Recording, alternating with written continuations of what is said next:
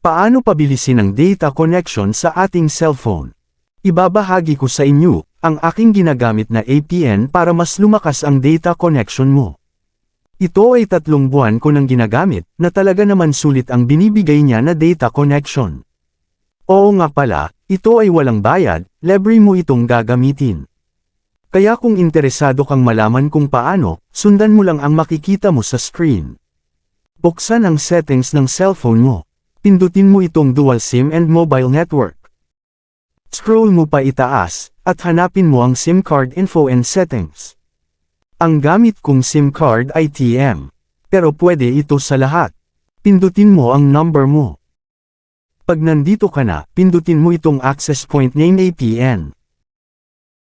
Dito ipapakita ko sa inyo kung paano ang tamang setup nito para magamit mo.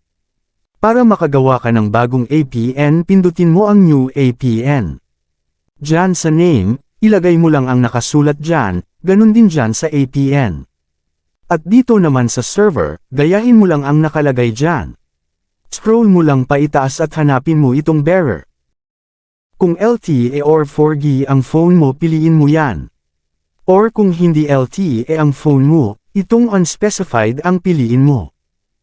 Pag okay na, pindutin mo ang done sa itaas. Kailangan pa rin naka-register ka sa promo para gumana ang APN na ito. Siyempre, kung nagustuhan mo ang video na ito, huwag mong kalimutan mag-follow at i-share mo na rin ang video na ito. Maraming salamat po.